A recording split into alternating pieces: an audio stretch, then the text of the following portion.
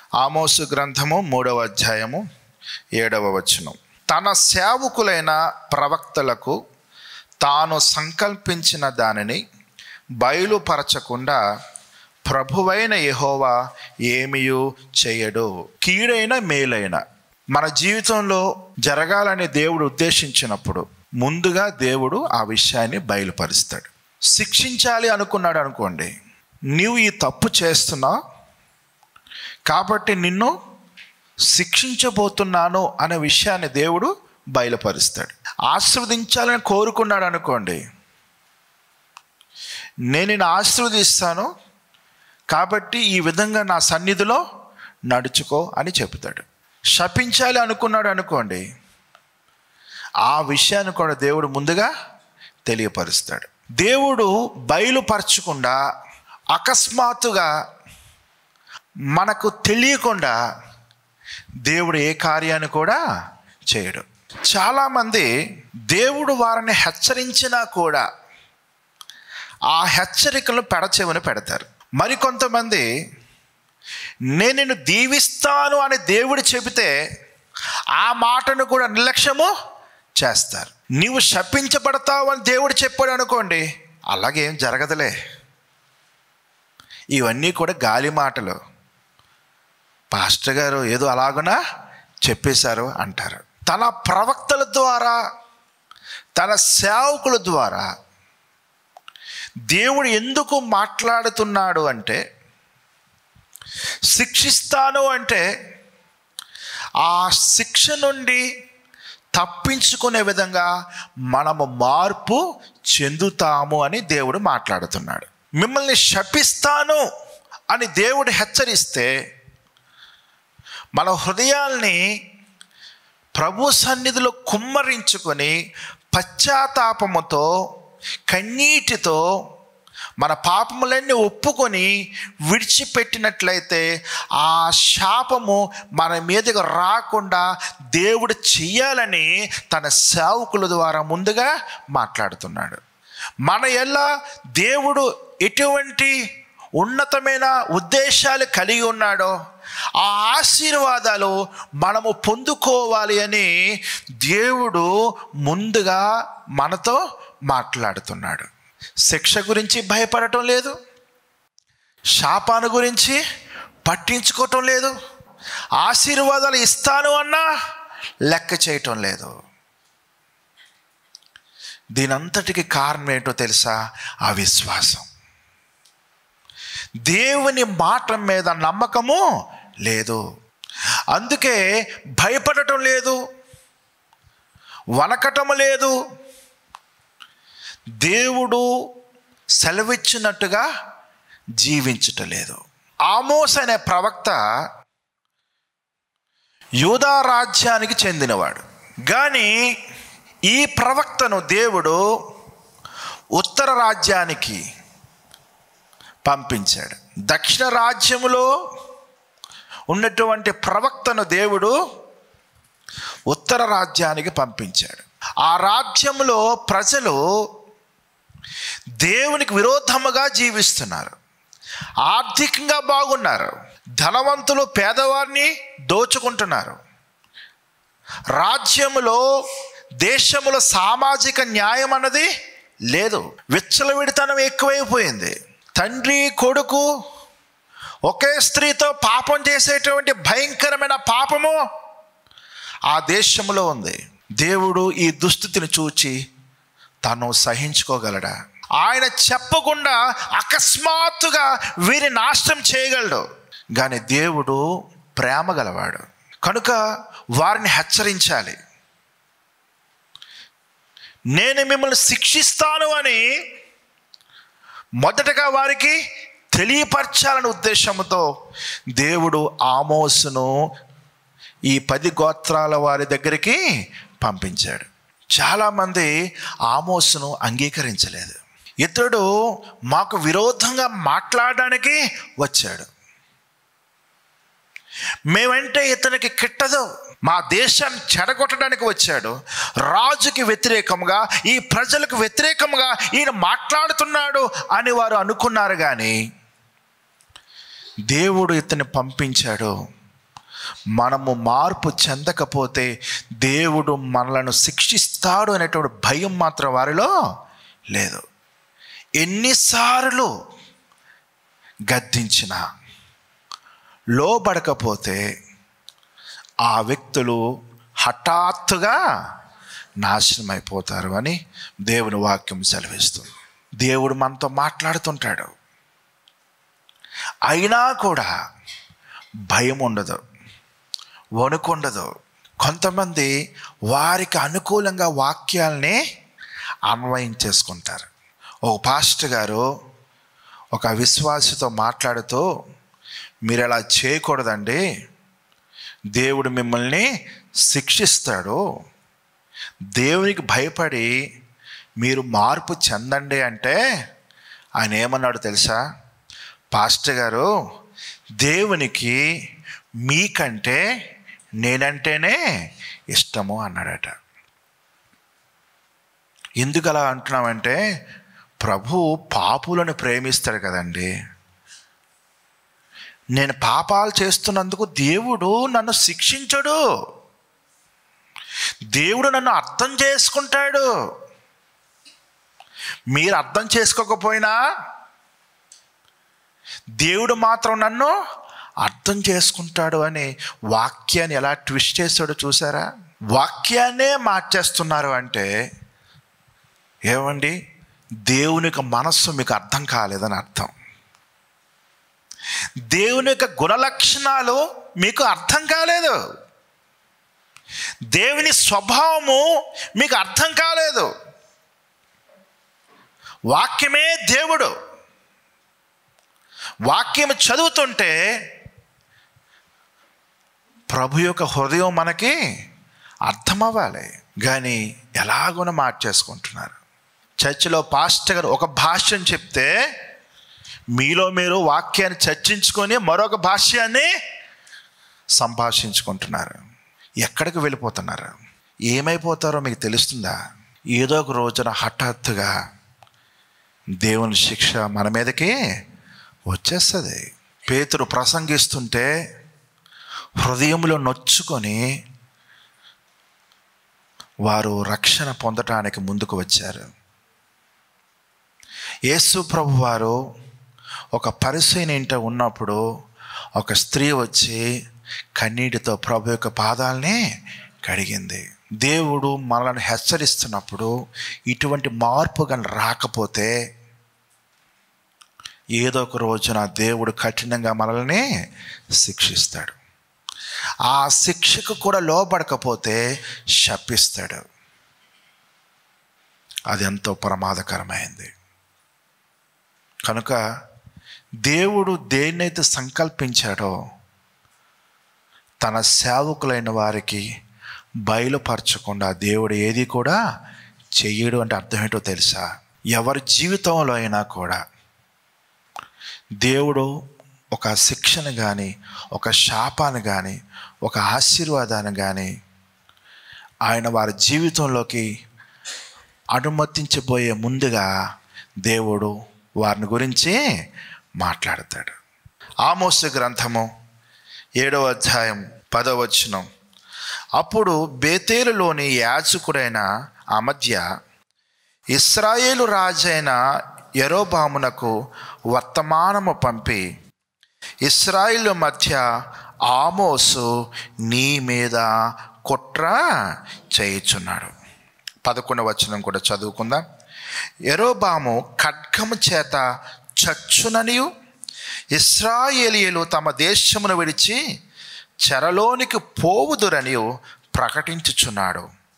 అతని మాటలు దేశము సహింపజాలదు అని తెలియజేసెను. అమధ్య బయలుదేవతకు యాజకుడు. అందుకే ఆమోసులో ఉన్న దేవుని ఆత్మను అమధ్య అన్నవాడు గుర్తించలేకపోయాడు.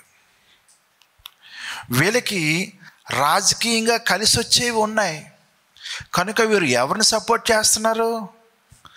రాజును సపోర్ట్ చేస్తున్నారు, అవినీతిని సపోర్ట్ చేస్తున్నారు. ఆమోస్ అని ఈ ప్రవక్త దేవుడు పంపిస్తే వచ్చారు. కానీ ప్రజలకి ఈ భయం ఉందా? లేదు, భయం లేదు. అమజ్య అన్నవాడు రాజుతో చెప్తున్నాడు, రెండవ యరొబాముతో, నీకు విరోధంగా కుట్ర చేస్తున్నాడు, ప్రజల మధ్య చిచ్చు పెట్టేస్తున్నాడు, ప్రజలను రెచ్చగొట్టేస్తున్నాడు, నువ్వు నాశనం అయిపోతావట, వీళ్ళందరూ చెరగొనిపోబడతారట. అంటే తనకి వ్యతిరేకంగా, తన రాజ్యానికి వ్యతిరేకంగా ఒక వ్యక్తి ప్రవచిస్తున్నాడు అంటే రాజుకి కోపం వస్తుందా? రాదా? వస్తుంది. కోపము వచ్చింది అంటే నీవు ఆత్మ సంబంధమే కాదు. మెచ్చుకుంటే ఒకలాగునా, దేవుడు నిన్ను శిక్షిస్తాడు అని చెప్పితే మరొకలాగునా మనం రియాక్ట్ అవుతే మనం ఆత్మ సంబంధం కాదండి. వాళ్ళ హృదయాలు బద్దలవ్వాలి. నినివే పట్టణానికి యోనా వెళ్ళాడు. దేవుడు ఈ దేశాన్ని శిక్షించబోతున్నాడు. యోనా గ్రంథము 3వ అధ్యాయం 4వ వచనం. యోనా ఆ పట్టణంలో ఒక దిన ప్రయాణమంత దూరము సంచరించుచు, ఇక 40 దినములకు నినివే పట్టణము నాశనమగునని ప్రకటన చేయగా, నినివే పట్టణపు వారు దేవుని యందు విశ్వాసం ఉంచి ఉపవాస దినము చాటించి గనులేమి అలుపులేమి అందరూ గోనె పట్ట కట్టుకొనిరి. నినివే పట్టణ ప్రజలు అన్యులు. ప్రపంచ దేశాలన్నిటి మీద దేవుడు ఆధిపత్యం కలిగి ఉన్నాడండి. ప్రతి దేశము, ప్రతి జనాంగము కూడా దేవునికి ఆధీనంలో ఉంది. ప్రతి రాజ్యము కూడా దేవునికి ఆధీనంలో ఉంది. నినివే పట్టణ ప్రజలకు యోనా ద్వారా దేవుడు వర్తమానం పంపించాడు. అన్ని జనులను కూడా దేవుడు ప్రేమిస్తున్నాడండి. వారిని కూడా చెప్పకుండా శిక్షించాలని దేవుడు అనుకోలేదు. ఒక అవకాశం ఇద్దామని దేవుడు చూస్తున్నాడు. ఆ అవకాశాన్ని నినివే పట్టణ ప్రజలు కరెక్ట్గా వాడేసుకున్నారు. కానీ ఇశ్రాయేలు, ఈ 10 గోత్రాలకు చెందిన వారు, ఆమోసు వంటి ఒక గొప్ప ప్రవక్త వారి మధ్య ఉండి దేవుడిచ్చిన దర్శనాల్ని చెబుతూ, దేవుడిచ్చిన మాటను తెలియపరుస్తూ వారిని ఎంతగా హెచ్చరిస్తున్నా ఆ ఇశ్రాయేల్ ప్రజల మార్పు మాత్రము రాలే. అన్యులు మాత్రము ఏవండి గోనె పట్టు కట్టుకున్నారట. రాజు మొదలుకొని పశువుల వరకు అందరూ ఉపవాసం చేశారు. వెంటనే దేవుడు ఏ కీడైతే వారి మీద రప్పించాలి అనుకున్నాడో ఆ కీడును దేవుడు తప్పించేశాడండి. దేవుడు సంకల్పించిన దానిని తన సేవకులకు, ప్రవక్తలకు తెలియపరచకుండా దేవుడు ఏ పని కూడా చేయడు. నోహతో దేవుడు మాట్లాడాడు, ఈ తరము వారిలో నీవే నా ఎదుట నిందారహితుడుగా ఉన్నావు, నీ ఇంటి వారి కొరకు ఓడను సిద్ధపరచుకో అన్నాడు దేవుడు. ఆ మాటను నోవహు విశ్వసించాడండి. దేవుని మాటను చాలామంది నమ్మటం లేదు.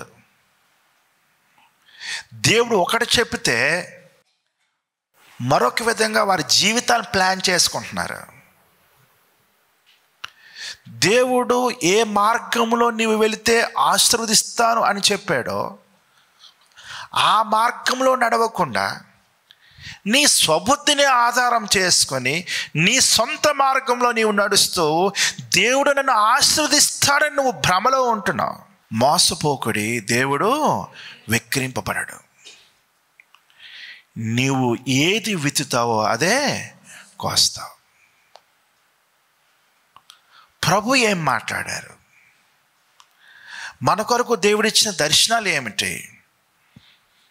ఆయన ఇచ్చిన ప్రవచనం ఏమిటి? కళల ద్వారా దేవుడు మనతో ఏం మాట్లాడాడు? దేవుడు మాట్లాడి ఎన్ని సంవత్సరాలు అయిపోయింది? దేవుడు చెప్పినట్టుగా మనం నడుచుకుంటున్నామా? ఆ వాగ్దానమును చేత పట్టుకొని, ప్రభువా ఈ మాట నాకు ఇచ్చావు కదా, నాకు చెయ్యు అని ప్రార్థించే విధంగా మన జీవితం ఉందా? దేవుడు ఏం చెప్పినా నమ్మటం లేదు. దేవుని వాక్యం మీద నమ్మకం లేనప్పుడు, దేవుని మాట మీద నమ్మకం లేనప్పుడు దేవుని మీద నమ్మకం ఉన్నట్ట అండి? లేదు. నోవహు తన కుటుంబంతో కలిసి ఒక ఓడను నిర్మించుకున్నాడు. దేవుని మాటను ఎంతగా నమ్మకపోతే తన కుటుంబంతో కలిసి ఒక గొప్ప ఓడను నిర్మించుకునే విధంగా ప్రతిరోజు ప్రయాసపడతాడండి. తాను ఓడను నిర్మిస్తూ ఉండటమే కాదు, అనేకులకు సువార్తను కూడా ప్రకటించాడు. అంటే దేవుడు ఈ భూమి మీదకి ఏదైతే విపత్తును అనుమతిస్తున్నాడో, కలుగ చేయబోతున్నాడో, ఆ కీడును గురించి, శిక్షణ గురించి నోవహు ద్వారా దేవుడి లోకముతో మాట్లాడాడు. కానీ ఆ రోజు లోకము నమ్మిందా అండి? నమ్మలేదు. ఎంత బాధాకర విషయం అండి. కేవలము నోవహు తన ఇంటి వారు మాత్రమే రక్షించబడ్డారు. దేవుడు అవకాశం ఇవ్వాలని నోవహుతో చెప్పిన వెంటనే ఆ జలప్రళయాన్ని రప్పించేలేదండి. సుమారు 100 సంవత్సరాలైనా దేవుడు ఆగి వీరు మారితే ఆ జలప్రళయమును రానివ్వకుండా చేద్దామని దేవుడు తలంచాడు. కానీ ప్రజల్లో మార్పు అన్నది రాలేదు. ప్రియమైన సహోదరులారా, మనము మార్పు చెందేవారముగా ఉన్నామా? లేకపోతే మన హృదయాల్ని కఠినపరుచుకుంటున్నామా? ఎన్నిసార్లు గద్దించినా, ఎన్ని పర్యాయములు మాట్లాడినా ఆత్మీయ ఎదుగుదల కోసం దేవుడు మాట్లాడుతూ ఉంటాడు. కొందరికి దేవుడు మాట్లాడడం అంటే ప్రత్యేకంగా ఓ దర్శనమో, ఓ కలో, ఓ ప్రవచనమో వారి గురించి వస్తేనే మాట్లాడాడు అనుకుంటారు. అలా మాట్లాడినా కూడా మార్పు చెందిన వారు చాలామంది ఉంటారు. కొంతమంది అయితే దేవుడు వాక్యం ద్వారా మాట్లాడితే చాలు, సేవకుడు సంఘములో చెప్పేటువంటి వాక్యం ద్వారా మాట్లాడితే చాలు, దేవుడు నా కొరకే మాట్లాడాడని తమ జీవితాలని మార్చుకుంటారు. హృదయంలో మార్పు వస్తుంది. అందుకు తగిన ప్రతిఫలం, ఆశీర్వాదాలు వారు పొందేసుకుంటారు. ఒక సహోదరుడు తన కొరకు ప్రార్థన చేస్తూ దేవుడు నీ జీవితంలో ఈ కార్యాన్ని చేస్తాడు అని చెప్తే,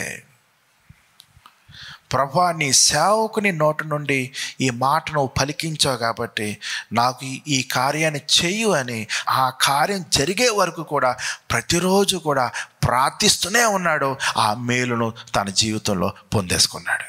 కొన్నిసార్లు ప్రత్యేకమైన సందర్భాల్లో అయ్యగారు నా కోసం ప్రార్థన చేసి ఏం చెబుతారా అని ఆశపడతారు. కానీ ఏమి లాభం చెప్పండి? ఆ మాటను మీరు రిసీవ్ చేసుకొని ఆ వాగ్దానాన్ని, ఆ ఆశీర్వాదాన్ని స్వతంత్రించుకునేటట్టుగా మీరు మీ ఆత్మీయ జీవితాన్ని వృద్ధిపరచుకుంటారా?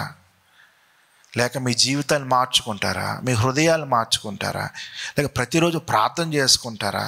యాకోబు వలె మగసిరి కలిగి పోరాటమో చేస్తారా? ఏమి ప్రయోజనం? దేవుని ఆశీర్వాదాలు అనేవి కండిషన్ లేకుండా వచ్చేస్తాయి చెప్పండి. ప్రవచనమైన, వాగ్దానమైన కండిషన్స్ అప్లై అవుతాయి. నోవహు తన ఇంటి వారు రక్షించబడాలంటే తప్పనిసరిగా ఓడను సిద్ధపరచుకోవాలి. దేవుడు అబ్రహాముతో చెప్పింది నెరవేరాలి అంటే తప్పనిసరిగా అబ్రహాము కనాను దేశానికి వెళ్ళిపోవాలి. దేవుడు చెప్పినట్టుగా వెళ్ళిపోవాలి. దేవుడు చెప్పింది చేయకుండా దేవుడు పలికింది మన జీవితంలో ఎలాగో జరుగుతుంది. అది ఎప్పటికీ జరగదు. కనుక ప్రియమైన సహోదరులారా, దేవుడు మనలను శిక్షించాలని లేక మనం నాశనం అయిపోవాలని ఆయన కోరుకోవటం లేదు. అందుకే మనం తప్పు చేసినప్పుడు సరి చేసుకోమని దేవుడు మనతో మాట్లాడతాడు. మనము ఆస్వాదించబడాలని దేవునికి ఆశ ఉంది కాబట్టి ఏ విధంగా జీవిస్తే ఆస్వాదింపబడతామో దేవుడు ముందుగా మనతో మాట్లాడతాడు. అమధ్య అనే వ్యక్తితో ఆమోస్ అని ప్రవక్త ఏమంటాడంటే, ఆమోసు గ్రంథము 7వ అధ్యాయం 17వ వచనం, యెహోవా సెలవిచ్చినదేమనగా నీ భార్య పట్టణమందు వేశ్యగును, నీ కుమారులను కుమార్తెలను ఖడ్గం చేత కూలుదురు, నీ భూమి నూలు చేత విభాగింపబడును, నీవు అపవిత్రమైన దేశమందు చత్తువు. అవశ్యముగా ఇశ్రాయేలీలు తమ దేశం విడిచి చెరగొనబడుదురు. ఆమోసు ప్రవచించిన తర్వాత సుమారు 20 నుంచి 40 సంవత్సరాల కాల వ్యవధిలో అష్షూరీయులు వచ్చి ఈ యొక్క ఇశ్రాయేల్ జనాంగాన్ని చెరగొనిపోయారు. దేశము మార్పు చెందితే ఆ దేశాన్ని దేవుడు రక్షించలేడా అండి? రక్షించగలడు. అయితే ఎందుకు దేవుడు ఇశ్రాయేలు ప్రజలను రక్షించలేదండి? ఈ 10 గోత్రాల వాడిని దేవుడు ఎందుకు రక్షించలేదు? ఆమోసును దేవుడు పంపించినా కూడా వారు మారు మనసు పొందలేదు. ఈ అమజ్యా అన్నవాడు రాజుతో అంటున్నాడు, రాజా, ఈ ఆమోసు అన్నవాడు నీకు వ్యతిరేకంగా కుట్రలో చేస్తున్నాడు. దైవజనుడు ఏమండి వ్యతిరేకంగా ఒకరి గురించి మాట్లాడితే అది కొంతమందికి ఎలా కనిపిస్తుంది అంటే కుట్రగా కనిపిస్తుంది. దేవుడు చెప్పిందే ఆమోసు చెప్పాడు, కానీ దేవుడు చెప్పనిదైతే ఆమోసు చెప్పలేదు. ఆమోసుతో ఈ అమజ్యా అనేటువంటి యాజకుడు అంటున్నాడు, ఓ దీర్ఘదర్శి, చాలే, ఇక్కడి నుంచి నువ్వు వెళ్ళిపో, నీ దేశానికి వెళ్ళిపో, నీ ప్రాంతానికి వెళ్ళిపో, అక్కడ నువ్వు సంపాదించుకో, అక్కడ నువ్వు బ్రతుకు అంటున్నాడు. అంటే పొట్ట నింపుకోవడానిక ఆమోసు ఇశ్రాయేల్ దేశానికి వచ్చింది? బ్రతకడం కోసమా ఆమోసు 10 గోత్రాలు నివసిస్తున్నటువంటి ఈ యొక్క ఉత్తర రాజ్యానికి వచ్చింది? దైవజనుడు ఏమండి కానుకల కోసమా దేవుని సేవ చేస్తాడు? బతకలేక సేవ చేద్దామని వచ్చినవాడు కాదు ఆమోసు. కానీ ఆ మధ్య అన్నవాడు ఏమంటున్నాడండి, అక్కడ వెళ్ళి బ్రతుకు, అక్కడ డబ్బులు సంపాదించుకో అంటే ఖండించేవాడిని, బుద్ధి చెప్పేవాడిని ఏ స్థాయికి దిగజార్చేటట్టుగా మాట్లాడుతున్నారో చూడండి. ఈ నాలుగుకి కంట్రోలింగ్ ఉండదు. అందుకే ఆమోసు విషయంలో వారి యొక్క ప్రవర్తన, మాట అన్నది చాలా భయంకరంగా ఉంది. అందుకే యెహోవా సెలవిచ్చినదేమనగా నీ భార్య వేశ్య అయిపోతుంది అన్నాడు. ఒక పురుషుడికి ఇంతకంటే అవమానం మరొకటే లేదు. ఒక పురుషుడికి ఇంతకంటే శిక్ష మరొకటే ఉండదేమో. నీ భార్య పట్టణమందు వేశ్య అయిపోతుంది అన్నాడు. నీ కుమారులు, కుమార్తెలు హతము చేయబడతారు. ఎంత భయంకరమండి! నీవు అపవిత్రమైన దేశంలో చేస్తావు. ఎందుకో తెలుసా? దేవుడు పంపించిన సేవకుణ్ణి ఏమండి ఆ సేవకుడి ద్వారా దేవుడిచ్చిన వాక్కును వీళ్ళు తిరస్కరించారు. దేవుడు మిమ్మల్ని శిక్షిస్తాడు కాబట్టి మారు మనసు పొందండి అంటే ఆ మాట వీళ్ళకి నచ్చలేదు. కొందరు ఉంటారు, ఆ వ్యక్తి మారు మనసు కలిగి ఉండకపోయినా కూడా వీరు ఆశీర్వాదాలు ప్రవచించేస్తూ ఉంటారు. వాళ్ళకి కావలసినట్టుగా ప్రార్థనలు చేసేస్తూ ఉంటారు. వారి యొక్క మెప్పును కోరుకుంటూ ఉంటారు. ప్రియమైన సహోదరులారా, జనులు హితబోధను సహింపక దురద చెవులు గలవారే తమ యొక్క స్వకీయ దురాశలకు అనుగుణంగా బోధకులను ఏర్పరచుకుంటారు. మీకాయ అనే ప్రవక్త ఎప్పుడు అహాబుల గురించి వ్యతిరేకంగానే ప్రవచిస్తాడట. అందుకు అహాబు మేకాయని పిలవలేదు, తనకు అనుకూలమైన ప్రవక్త పిలిచాడు. వాళ్ళు ఎంతమంది అంటే 400 మంది. కొన్ని వందల మంది ప్రవక్తలు ఏమండి అహాబు అనే రాజుకు అనుకూలంగా ప్రవచిస్తున్నారు. యెహోషాపాతు అంటాడు, యెహోవా ప్రవక్తలు వీళ్ళు తప్ప ఇంకెవడో నీకు దొరకలేదా? ఒకడు ఉన్నాడు, నాకు ఎప్పుడు వ్యతిరేకంగానే మాట్లాడతాడు. ఆ ఒక్కడే దేవుని ఆత్మ కలిగిన వాడు. వీళ్ళందరిలో దురాత్మలు పనిచేస్తున్నాయి. ఆ ఒక్కడిలోనే దేవుని ఆత్మ పనిచేస్తున్నారు. ఆ ఒక్కడే ఖచ్చితంగా చెప్తాడు, యెహోవా సెలవిచ్చినదేమనగా. వాళ్ళు యెహోవా నామమున ప్రవచిస్తారు, కానీ వాళ్ళలో పలికించింది దురాత్మలు. వీళ్ళిచ్చే ధనము వాళ్ళ చేత మాట్లాడిస్తుంది.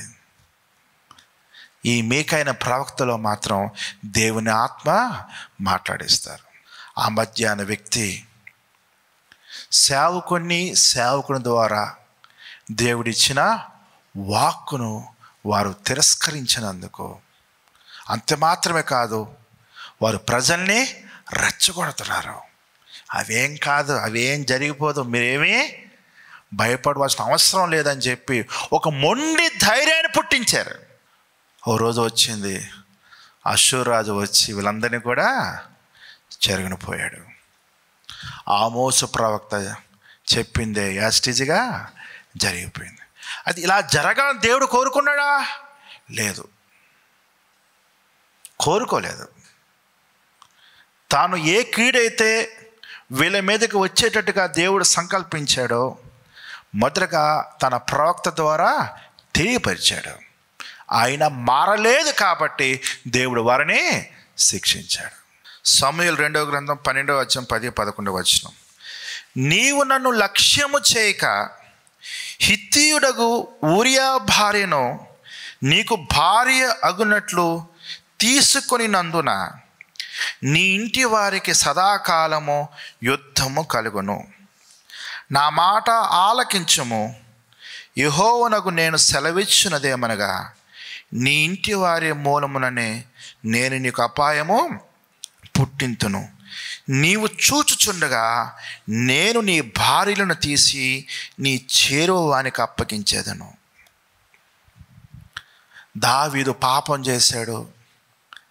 దేవుడు నాతానును దావీదు వద్దకు పంపించాడు. నాతాను డైరెక్ట్గా దావీదుతో మాట్లాడలే. ఫస్ట్ ఒక స్టోరీ చెప్పాడు. ఒక ఐశ్వర్యవంతుడు ఉన్నాడు, తన దగ్గర చాలా గొర్రెలు ఉన్నాయి. ఓ పేదవాడు ఉన్నాడు, తన దగ్గర ఒకే ఒక గొర్రె ఉంది. ఈ ఐశ్వర్యవంతుడి ఇంటికి ఒక అతిథి వచ్చాడు. అతనికి భోజనం పెట్టడానికి తన గొర్రెను వధించకుండా ఈ దరిద్రుడు కలిగి ఉన్న ఆ ఒక గొర్రెను బలవంతంగా తీసేసుకున్నాడు అని చెప్పగానే దావీదు కోపం వచ్చేస్తుంది. అటువంటి వాడు బతకడానికి వీల్లేదంటే ఆ వ్యక్తివి నీవే. దావీదు నాతానును ఎదిరించలేదు, నాతానును దూషించలేదు. నేనెవరో నీకు తెలుసా అని చెప్పలేదు, నా స్థాయి ఏమిటో నీకు తెలుసా అని చెప్పలేదు. ఎందుకంటే దావీదు స్థాయితో పోల్చుకుంటే నాతాను ఏమీ కాదు. కానీ దావీదుకు తెలుసు, నా ఎదుట ఉన్నవాడు దేవుని ప్రవక్త. పాపమైతే చేశాడు, కానీ దేవుని భయము మరీ అంతగా లేనివాడైతే దావీదు కాదు. కొందరు పాపం చేస్తారు, హృదయాన్ని కఠినపరుచుకొని దేవుడు తన సేవకుల ద్వారా మాట్లాడుతుంటే ఆ మాటలను కూడా వక్రీకరించి అవహేళన చేస్తూ ఏమండి వాళ్ళలో వారు నవ్వుకొని ఇంకా వారి హృదయాన్ని ఏమంటే రాయిలా చేసేసుకొని ఎదిరించే స్వభావంలోకి వచ్చేస్తూ ఉంటారు. దేవుడు మన కోసమే మాట్లాడుతున్నాడు, కానీ మనకు విరోధంగా అయితే దేవుడు మాట్లాడటం లేదు. మనం నశించిపోవాలని దేవుడు మాట్లాడటం లేదండి. శిక్షిస్తాను అంటే ఎందుకు చెప్పాడు? నిజంగా నాశనం అయిపోవాలనుకుంటే చెప్పకుండానే చేసి ఉండేవాడు కదా. నోహతో చెప్పించాడు, ఆమోస్తో చెప్పించాడు. ఇలాగున్న దేవుడు ముందుగా మాట్లాడే వారు మారకపోతే శిక్షిస్తున్నాడు, కానీ మారితే మాత్రము నినివే పట్టణ ప్రజల విషయంలో దేవుడు మనసు మార్చుకున్నట్టుగా దేవుడు మనసును మార్చుకుంటున్నాడు.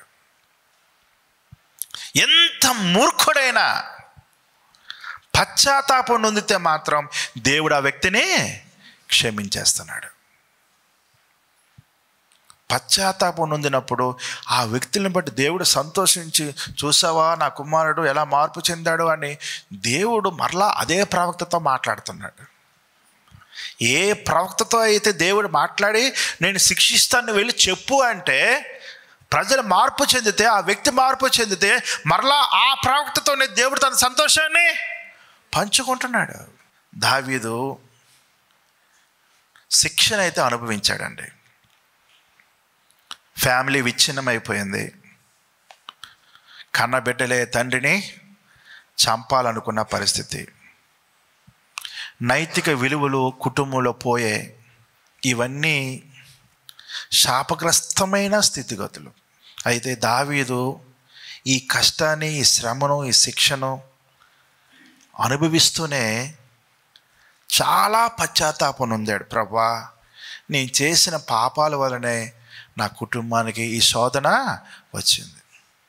నేను చేసిన పాపం వలనే ఇదిగో నా కొడుకు నన్నే చంపాలనే చూస్తున్నాడు.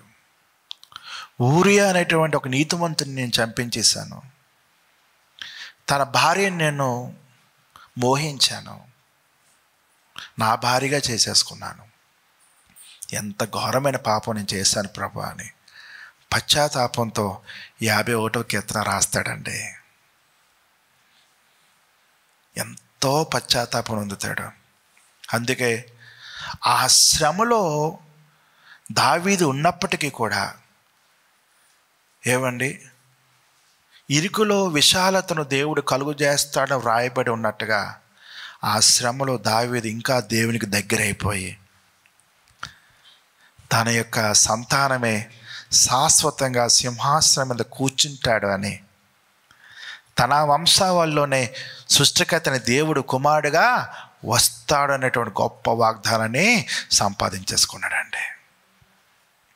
మారు మనస్సు పొందితే ఎంత గొప్ప ఆశీర్వాదం చూడండి. మనస్సు మార్చుకుని చిన్న కుమారుడు తండ్రి దగ్గరికి వస్తే కోల్పోయినదంతా కూడా మరలా బిడ్డకి ఇచ్చేసాడు.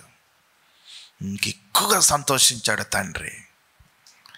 మారు మనసు పొందకపోతే మాత్రం ప్రియమైన సహోదరులారా, ఆ శిక్ష, ఆ కీడు వారి మీదకి వచ్చింది. మన మీదకి రాకుండా మనం జాగ్రత్త పడి మారు మనసు పొందినట్లయితే దేవుడు మనల్ని గొప్పగా ఆశీర్వదిస్తాడు. ఆదికాండము 18వ అధ్యాయం 17వ వచనం.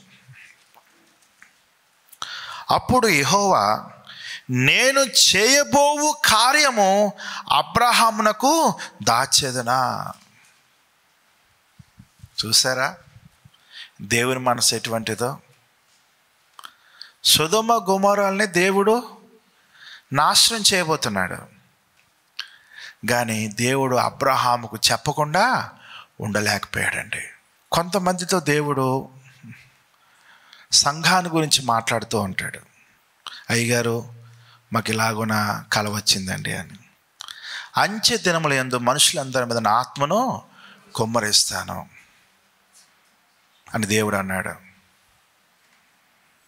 మీ కుమారులు కుమార్తెలు ప్రవచిస్తారు, మీ వృద్ధులు కలలో కంటారు. దేవుడు చెప్పాడు. అంటే దేవుడు ఏదైతే సంకల్పించాడో దేవుడు తప్పకుండా మనతో మాట్లాడాలని ఆశపడుతున్నాడు. ప్రియమైన సంఘమా, దేవుడు మీతో మాట్లాడే విధంగా మీ హృదయాన్ని సిద్ధపరచుకోండి. మీ ప్రార్థన జీవితాన్ని బలపరచుకోండి.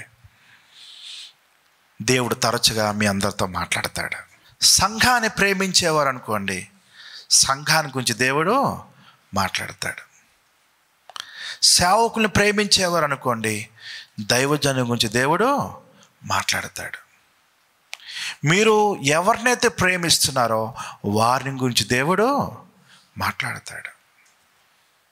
ఎప్పుడు అంటే హృదయ శుద్ధి కలిగి ప్రభు సన్నిధిలో తగ్గించుకుంటూ మనల్ని మనం ఉపేక్షించుకుంటూ